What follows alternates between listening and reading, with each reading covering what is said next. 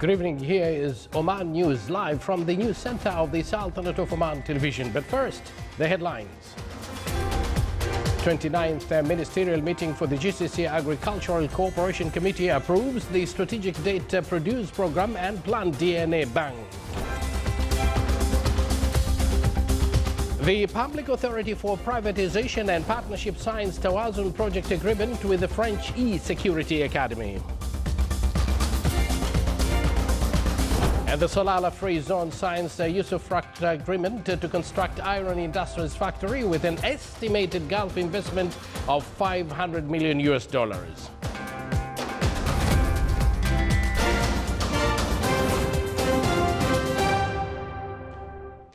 Good evening once again, and thank you for joining us. Those were the headlines, and now the news in detail. His Majesty Sultan Qaboos sends Kabul greetings to Her Excellency Bidya Devi Bhandari, President of Nepal, on her country's Constitution Day. The 29th Ministerial Meeting for the GCC Agricultural Cooperation Committee approved the Strategic Data Produce Program and Plant DNA Bank. In the meeting, GCC ministers discussed a number of laws and joint programs on agriculture, animal and fisheries, such as the Unified Fisheries Wealth Law. The minister decided to submit some of these laws and programs to GCC leaders for their discussions in their coming meeting. The Public Authority for Privatization and Partnership signed Tawazun project agreement with E-Security Academy of Thales, a French group, as part of its commitment with the Sultanate through Tawazun program, known internationally as Offset Program. According to the agreement signed between the two sides, Thales Group shall provide technical e-training platforms for the E-Security Academy. The platforms include advanced training tools and techniques to train those enrolled in the academy on the mechanisms of the protecting networks from any possible cyber attack, as well as imitating all scenarios and possible solutions. The opening ceremony was held under the auspices of His Excellency Sheikh Abdullah bin Nasser Al Bakri, Minister of Manpower, with the attendance of His Excellency Dr. Ali bin Masood Al Sinaidi, Minister of Commerce and Industry and Chairman of the Board of Directors of the Public Authority for Privatization and Partnership. Salalah Free Zone signed a Usufruct agreement to construct iron industries factory with an estimated Gulf investment of $500 million and production capacity reached 150,000 tons annually. The factory will produce different iron formations engaged in the manufacture of refrigerators, generators, panels, steel roofs, and heavy structures for large commercial and residential buildings, bridges, commercial complexes, factories, and gas stations. 65% of the factory products will be exported to the regional markets. The factory will use the latest technology and designs, which will help reduce construction cost and time in iron-related projects. The construction works for the project shall start in the first quarter of 2020.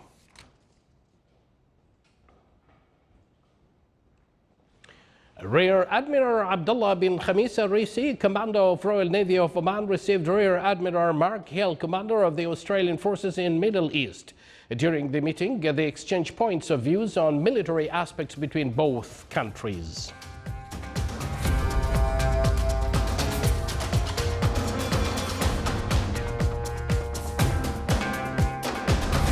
Yet to come in our news bulletin,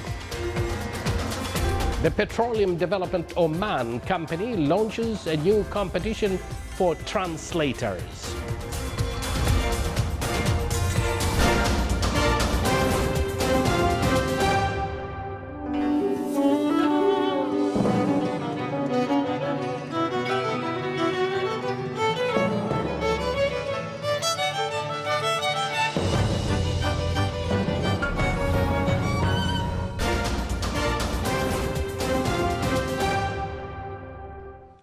Welcome back to the news from the Sultanate of Oman television.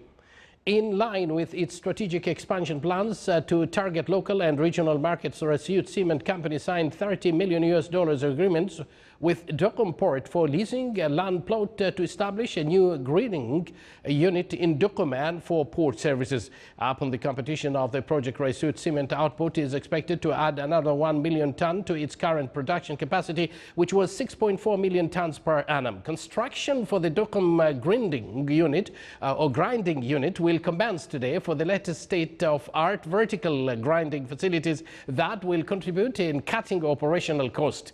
The company aims at investing $700 million in India in the future. This comes after Raisut Cement purchased cement from Cement Sohar with a value of $60 million this year. The company later on announced a joint venture with Sohar Cement to build a $50 million cement grinding unit in Somalia.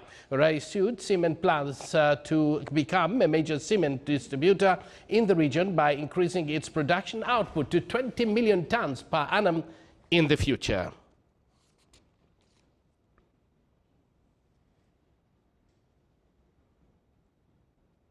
After signing, the chief executive officer of the Raisut Cement Company and the Duqm Port Company had this to say. Today, we have signed the agreement to start the construction work in Duqm for a 1 million ton energy-efficient green grinding unit.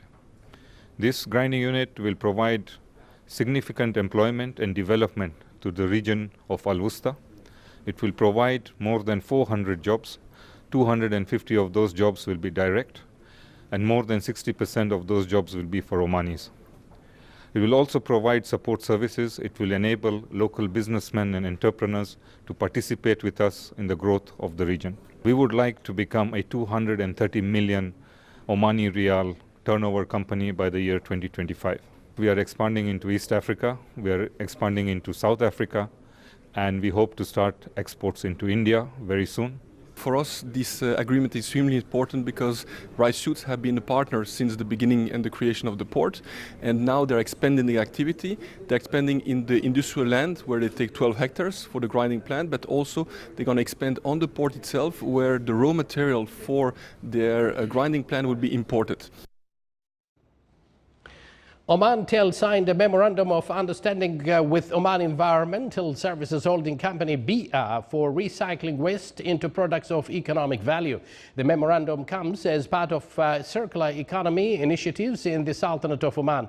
The current memorandum states that Omantel shall provide to BIA used lead acid batteries and tires, as well as electrical wastes for recycling purposes, but for turning them into potential economic opportunities that can contribute to national economy.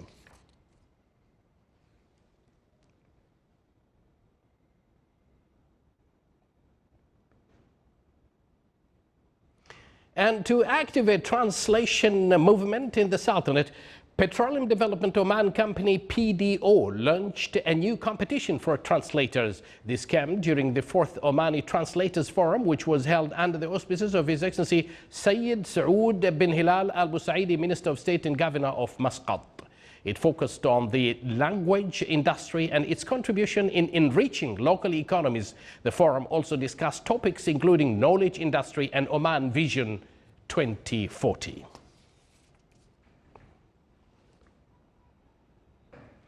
The activities of the orientation seminar on a Ru'ya Award for Youth Initiative in its 7th edition started in the Governorate of Al-Zahira. The workshop included a number of work papers, lectures and successful works of some Omani youths. The award will include fields such as electronics, renewable energy, recycling disabled people and information recycled, and for the disabled people, culture and literature, digital, media and voluntary work and community services.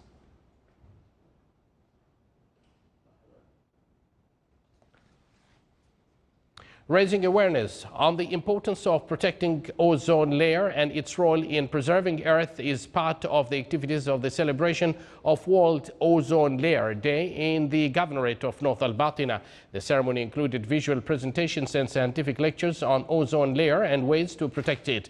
The event also aimed to shed light on measures, strategies and plans to be taken to reduce ozone depleting substances.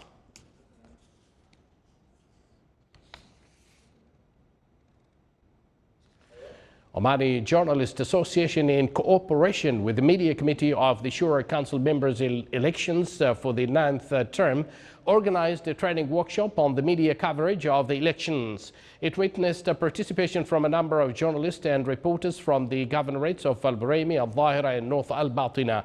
During the workshop, a number of work papers were presented to discuss the media aspects related to the elections, as well as the role of media in spreading the significance of such elections, as well as laws related to Shura.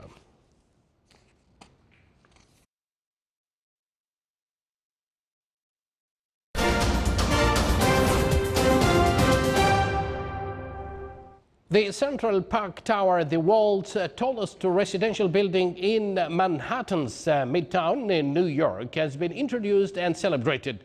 The tower, which has spectacular views and a number of amenities, is set to be completed next year. Here is a full report about it. Lend-Lease Executive General Manager Anthony Mannion and the developers and architects of Central Park Tower introduced the world's tallest residential building in New York and held a topping out ceremony to celebrate the building in Manhattan's Midtown.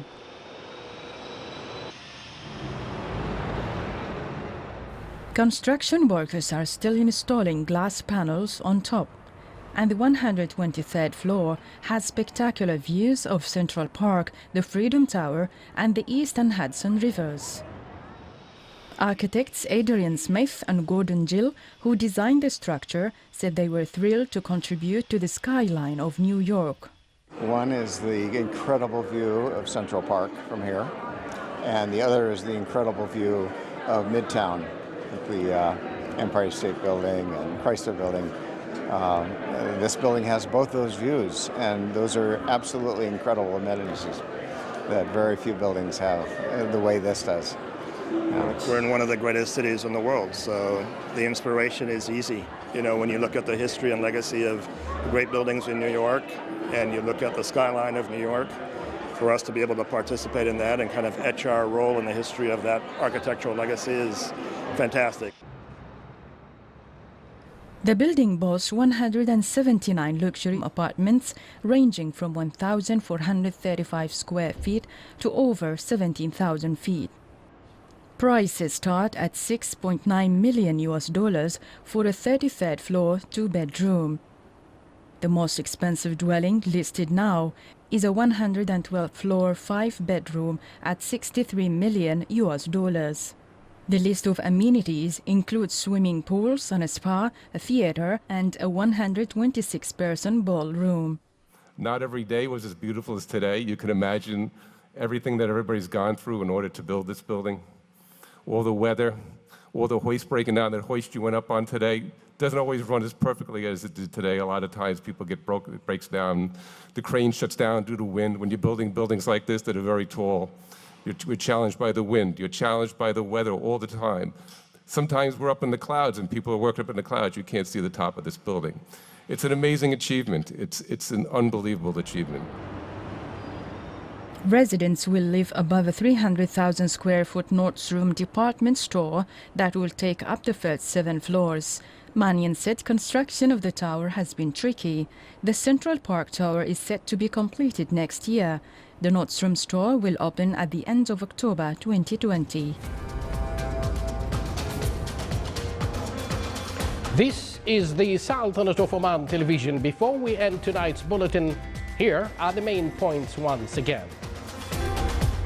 29th Ministerial Meeting for the GCC Agricultural Cooperation Committee approves the Strategic Date Produce Program and Plant DNA Bank. The Public Authority for Privatization and Partnership signs Tawazun Project Agreement with the French E-Security Academy. And the Salalah Free Zone signs a use-of-craft agreement to construct iron industries factory with an estimated Gulf investment of $500 million. And with that, we do conclude this news bulletin brought to you live from this news center of the Sultanate of Oman television. From the entire news team and myself, we do thank you for joining us. Wish you a pleasant evening. and have a nice weekend.